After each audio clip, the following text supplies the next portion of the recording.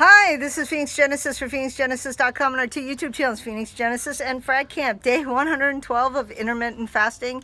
And I'm not going to probably do too many food videos anymore, just now and then, because pretty much I eat the same thing. After so many days, I just start rotating or mixing up different combos of the same thing. But basically, my fruits, my vegetables, lean meats, grass-fed red meat, and organic dairy, so organic cheese, organic half and half, seeds, nuts.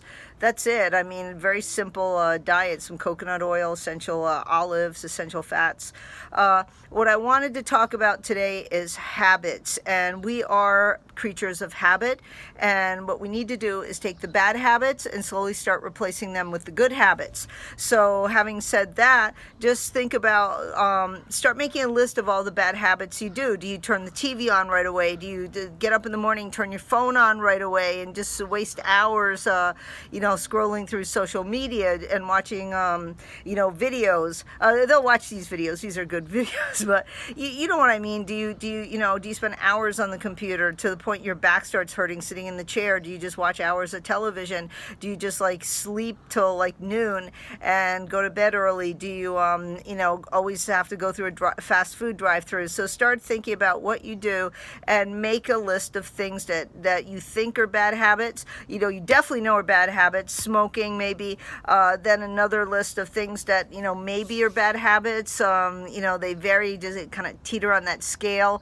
And that you maybe justify, and then make a list of things that you think are good habits, where your rewards of things you do. You're proud of yourself, like you haven't drank soda in a month, or maybe you quit smoking. Make a list, look back so you can see the things you have already accomplished, and then again, don't try to change everything at once. It's just not going to work. So if you're addicted to television, don't say I'm just gonna throw my TV down the stairs, which, by the way, back in Arizona, when I was living with my old boyfriend, and his son came home with D's and F's on his report card, and I knew he was an A and B student, I took the television and I threw it out of the house, and we had these wooden railroad ties that bounced down the stairs, and I said, that's it, that's the end of television. And back then we didn't have cell phones and internet and other video games, and wow, the next semester he was getting all A's and B's on his report card. Smart kid. So anyway, that is a little extreme, but say to yourself, okay, I'm going to take my TV and I watch 8 hours of TV. I fall asleep at the TV and just start reducing it. So maybe make your Sunday your binge TV day, or your Friday night binge TV day, or just one night where you record or save or download all your shows, or buy all your DVDs, or you want to go through your Blu-ray collection and have your binge day with your TV, and then limit it and make an event. For me, I will take things maybe I want to watch, and I'll just do it while I'm having dinner, because my boyfriend works late, so that's my one hour where it makes me eat slower. So I'll watch a show and eat a meal, and I'm just enjoying my meal, and that when the show's over, the dinner's over, and that's it. And I intermittent fast unless I'm so incredibly hungry I can't sleep at night. I might eat an apple and some more tea once in a while past my cutoff point, and I've done that maybe 3 times on intermittent fasting, just because when you're hungry, that's what's great about intermittent fasting.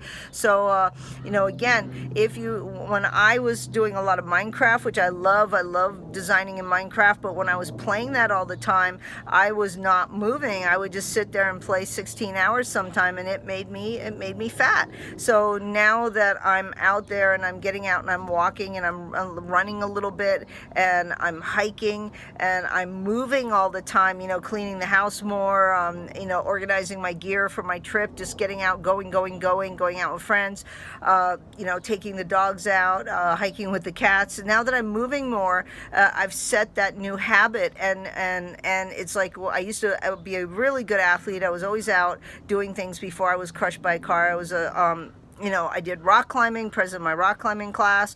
At 42 years old, I was you know, in my 30s, I bicycled everywhere, you know, from like even in my, I used to be a bike messenger in my 30s.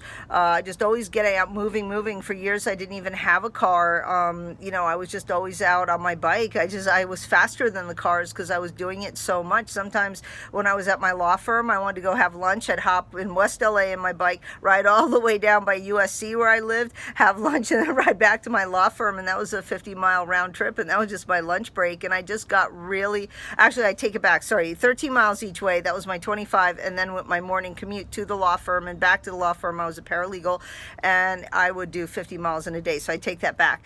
But you know, there were days I did 65 miles. I remember riding my bike from Seal Beach, California, all the way back to downtown LA where I lived at the time, over by USC. And it was like 63, 64-mile trip. And I remember, you know, riding and the storm was coming in. I said, that's really beautiful. And then the lightning came and everything. And I was like, oh no. And I was so hungry, and I had $1 to my name, and I had to go through this drive-through to get a hamburger. And there was a special, I forget which fast food place it was. And I was like, please. They're like, no, you need a car. And I'm like, I don't want to leave my expensive $3,000 bike outside in the rain where it's going to get stolen. I didn't even bring a bike lock because that was like my day ride. And then they finally sold me the hamburger, and I remember eating that and just having the energy to do another 30 miles. But again, if you do those good habits and you just slowly build up, you know, if you're on the couch, just get out and walk a little bit. If you're, you know, already walking, walk a little farther, put a little weight in a backpack. If you ride your bike, just go out a little farther. Of course, always be safe. Don't over-exercise. You know, just start out slow. I don't want you to get a heart attack and die, or get, you know, go out and you've never ridden a bike before and you're in traffic and you're tired and you get hit by a car, or you're out and get struck by lightning. So just build up slowly, but just start changing the mindset. If you change the mind, the body will follow. That's the biggest bit of advice. Having said that, Phoenix Genesis, I'll see you on the Pacific Crest Trail, or, you know, I'll see you out walking in my neighborhood. Bye.